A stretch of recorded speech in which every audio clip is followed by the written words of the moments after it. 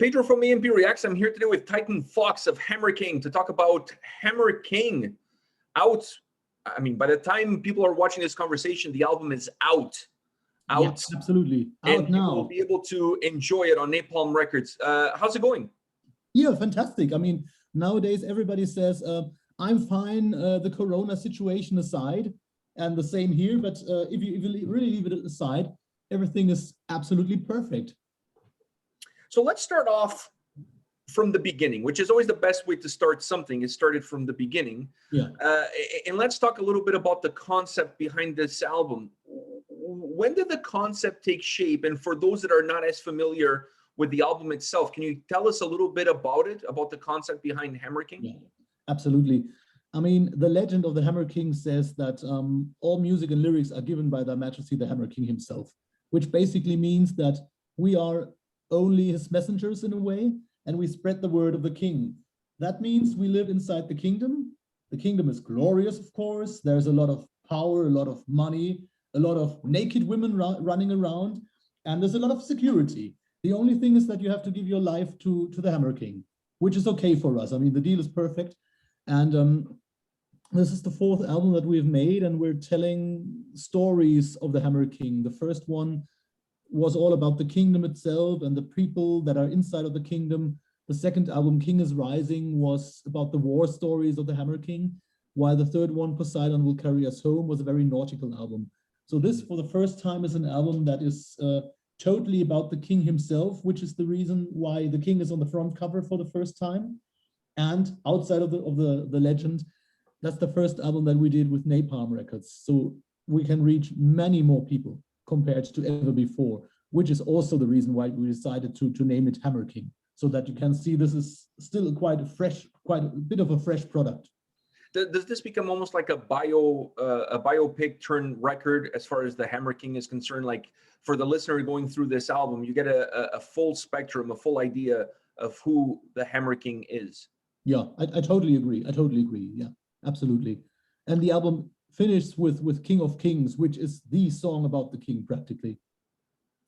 How is the creative process for you guys? I mean, like, you had 3 albums behind you. This one that was, you mentioned it, being the first one on Napalm Records will allow you to reach a much larger audience. So there's always that pressure, that comes with it. So how was the creative process for this album, and was it any different than the previous records?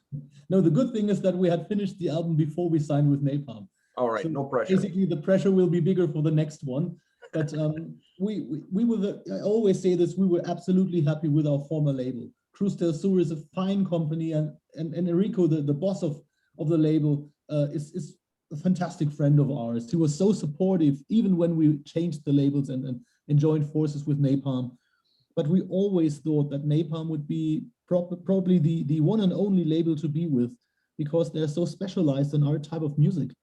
And everybody knows that they have got so many connections with many people, which is always helpful. I mean, we're talking now, we've never met before, which means during the first 3 albums, there was not that kind of promotion possible. So for us, we really absolutely cherish this, talking with people all over the world. I mean, music is kind of the universal language. So if you really can reach the people from everywhere, that's basically what you really want to do. And can definitely bring people together. Like you said, we're here today talking about it, so. Yeah, absolutely. That's it. And I mean, I really like being in touch with people, which is why I miss the live shows even more at the moment, because we are very much a live band. The music is easy to get into. And you basically, I think you even said that in your reaction video, that when you're listening to the music for the first time, you really understand what this is all about. And this would be perfect to open up for well-known bands, actually, and make new friends and new fans. So we're keeping our fingers crossed that the shows will be back as soon as possible. Considering that you already had the record not recorded, but you already had the record together before signing with Napalm Records. So wasn't there extra pressure of having to create an album with a new label? Where did other pressures come from? What were some of the biggest challenges that you guys encountered during the making of this 4th record? I must say that we were absolutely lucky, because we had booked the studio before there was any sign of COVID. So we could basically, we were always like one step ahead. We could still record the album more or less the way it was supposed to be. The only thing that we had to change was the choir recordings. We wanted to have like 15 people in one room, and we had to split them and had 3 days with always 4 people. That was the only thing that we had to change. It sounds the same, it's just more work actually. And I mean, we are very, very good at pressuring ourselves. So I just talked with a couple of friends a couple of days back. What is the stupidity being a musician? You never feel ultimately happy because you always think, oh, I have to write another song. And then you think, oh, this song is good, but will the next song, will it be strong enough? Will I have 10 great songs for the next album or 11 great songs? Will I be able to make it by December? Will I be able to get an appointment with the studio? Will the label like it? Will the fans like it? Will the promotion people like it? Will the press like it? So you always think of the future, and you barely ever realize that something great is going on. So yeah, you almost never get to enjoy the present. Yeah, absolutely. This is why we need to play live, because this is the only time, aside from being in touch with people and doing interviews, that you can live in the present actually, because most of the time you think of the future. Today was good because for the first time ever, I have my own album in my hands.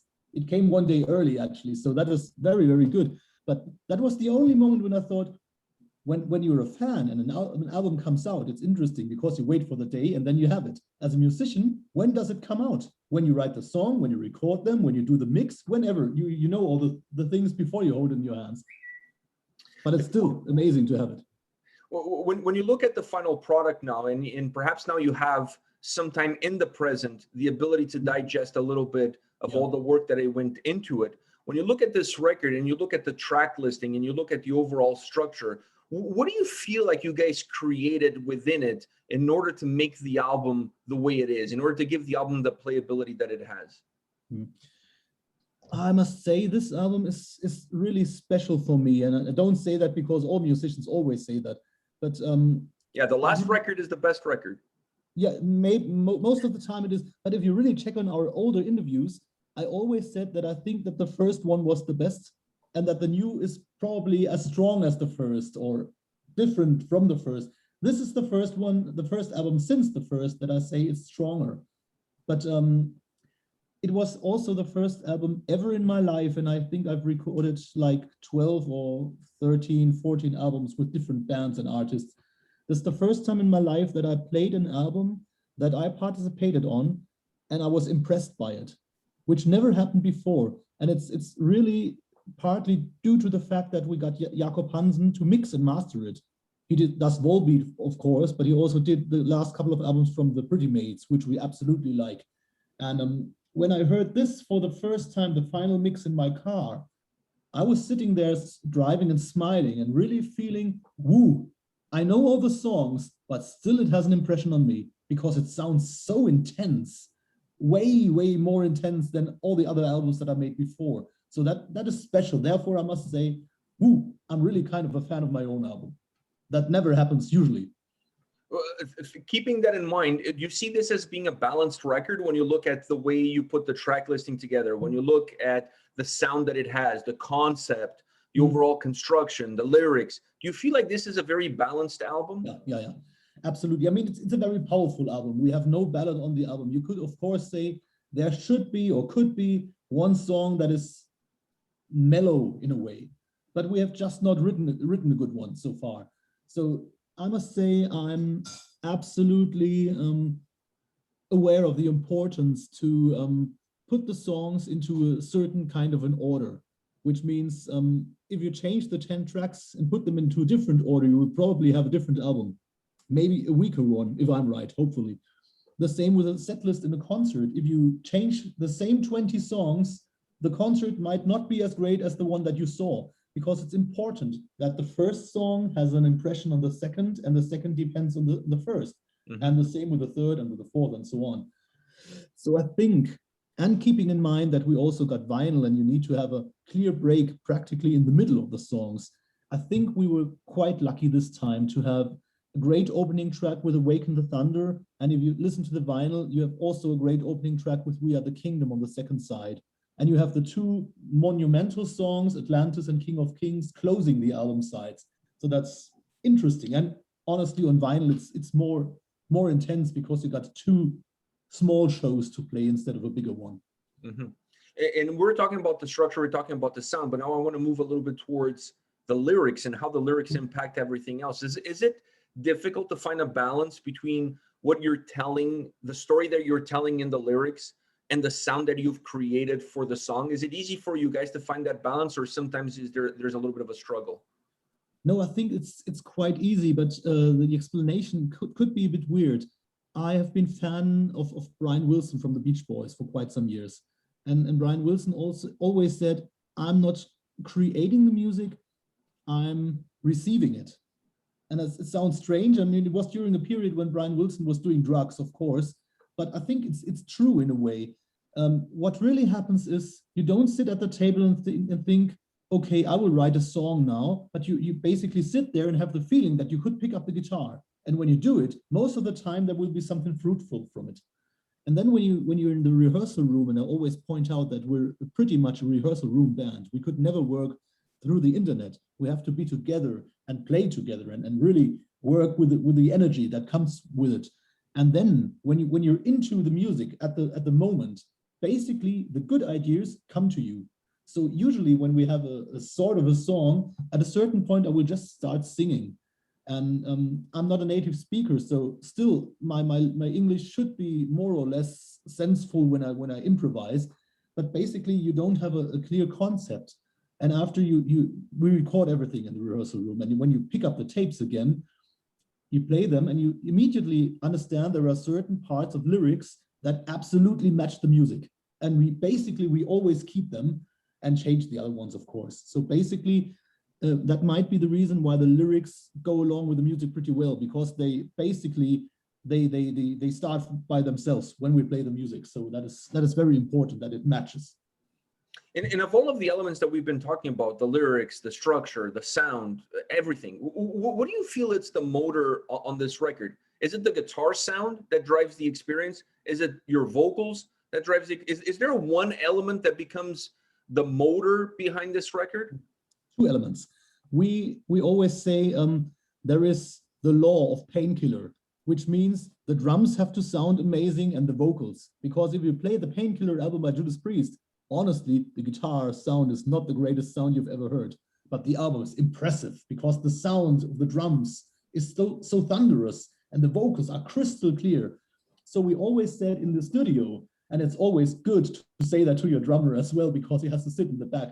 We always say to Dolph, you and I, we are the most important people on the album, because if my vocals sound like shit, nobody will like it. And vocals are a matter of taste anyway. You can sing well and people still say, I don't like it. It's okay. That's the way it is. And the drums really have to sound fantastic. And I think this time we recorded the album at Studio Grey Wolf, like we always did, but he's got a new place. And the new place sounds better than the old, which made the sound of the drums better, but also the performance of the drums was better because he felt better.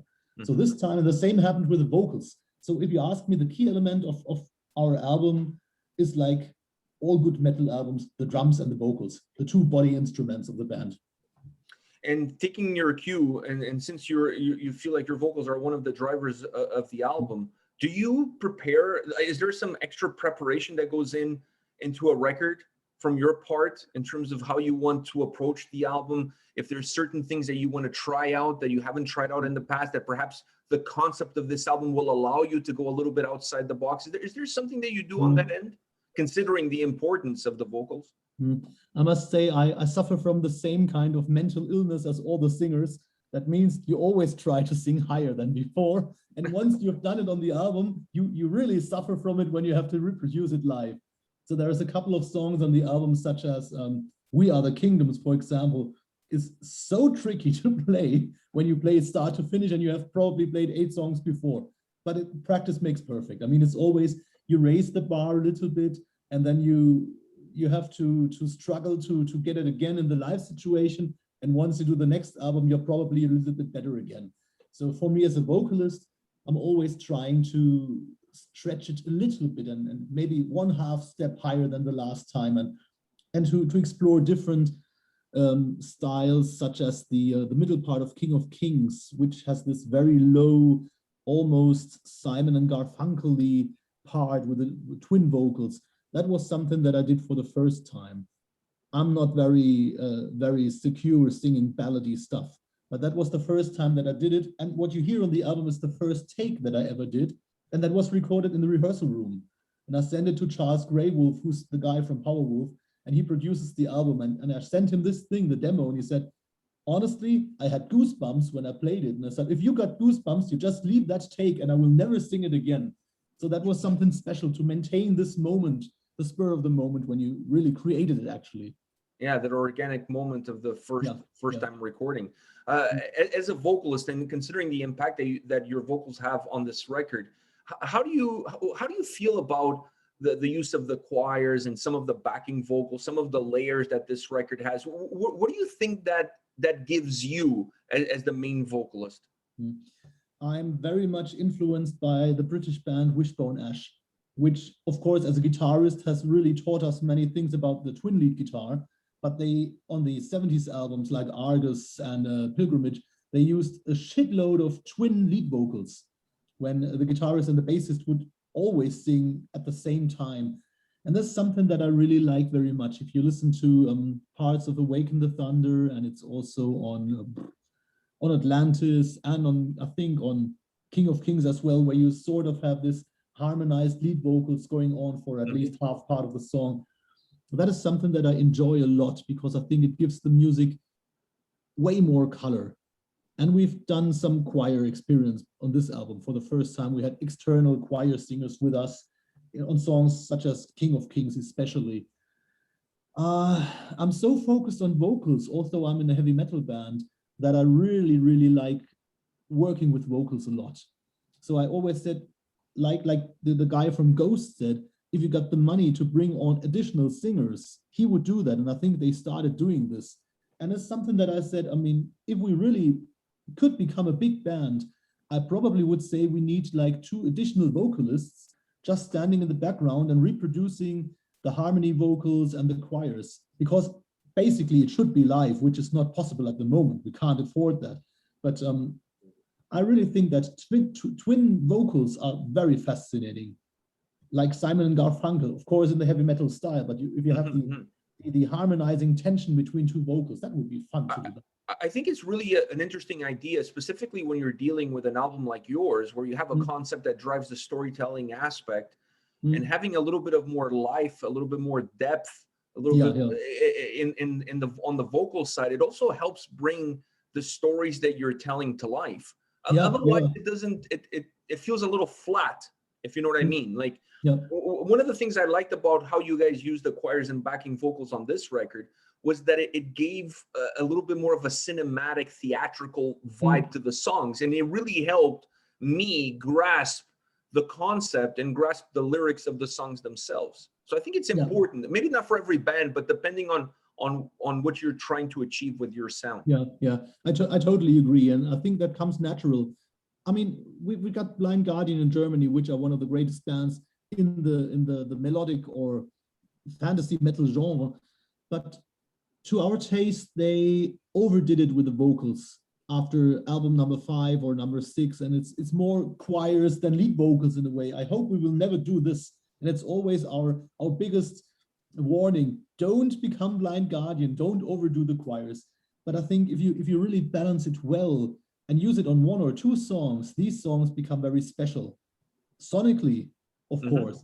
And therefore, I think we would probably go on like this, to have like 2 or 3 songs that rely on vocals much more than the others. I mean, the same with Atlantis, where you have the counterpoint singing at the end, which is something you can't do that 3 times on an album. It will get boring. But if you do it once, it's fantastic. Yeah, I agree with you 100%. Last question that I have for you, looking back now at the album, and looking back perhaps now at the feedback that you're getting from the people that are listening to the record, what do you feel is the biggest strength of this album? I think most people said that there's a lot of power on the album. That's what most people pointed out. And what other people said, and I hope that I don't hope, I really think I'm totally into that. is that we could actually create a traditional classic heavy metal album that is extremely catchy without giving you the feeling that you've heard everything before. So basically, I think the people said it's very fresh and it's got a lot of power. And if you want a third element, you can say it's extremely catchy. And that's absolutely what I'm always looking for in music.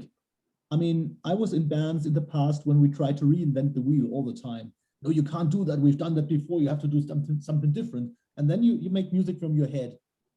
It's okay to make music from your head, but I really don't like it. So the music became very complicated, not spontaneous at all. And then when we started Hammer King, the first time we realized, okay, we are doing something that we had done before. We smiled and said, fantastic, then let's do it again. So we took the pressure of ourselves and started playing very much from the heart. What you like is what you should do. And so you should enjoy your own music a lot. Then you can transport that energy to the people. And I think with this album, probably we've done exactly this. We do music that we really enjoy ourselves. And then if you do that, you really have all the passion when you record it and when you play it. And this is exactly what you feel when you listen to the album. There's a band that really, really enjoys doing it. And that is more so than on all the other albums before, because it felt great doing it, actually. Well, Titan Fox, thank you very much for your time. I really appreciate chatting with you about Hammer King. It was an absolute pleasure to talk to you about the album. All the best of luck for you, the band, with this release, and I'm sure many more to come in the stories and tales of Hammer King. It was an interesting journey for me to go through this record, and like you said, with Napalm Records behind it, I think I'm not going to be the only one that's going to be discovering you guys through this album. I think you guys are going to have a lot of new fans through this record. Thanks a lot for having us. It was a pleasure. I mean, I saw your reaction video and I said to the band, this guy is really cool. He really understands the music. It was special. It wasn't not the regular chit chat that you get. So it was very, very passionate. And today, when I got all the details of the interview list and I read your name, I said, hey, that's the guy from the reaction video. That's fantastic. Good. I really enjoyed this. It was very fun talking to somebody that I knew at least a little bit before. So thanks a lot. It was my pleasure. Thanks. My pleasure, man. I really appreciate you taking the time out of your busy schedule, and specifically with the release now and everything. I really appreciate you taking the time. So thank you very much. The more the better. The more the better, really. And I hope to see you guys live at some point in time. I mean, I think the light at the end of the tunnel is getting bigger and brighter. So let's hope for some concerts and some shows in the very near future. I absolutely hope so. And I said this before in every other interview as well. We are the kind of persons who really want to play live. We strongly believe that we're a live band. And so if they take us to any tour, we will definitely go there. And I want to play for everybody. And I like meeting people and going to different countries. So let's keep our fingers crossed that we will meet in the United States. All right, man. Take care. All the best. The same to you. All the very best. Thanks a lot. Bye-bye. Thank you. Bye. Bye.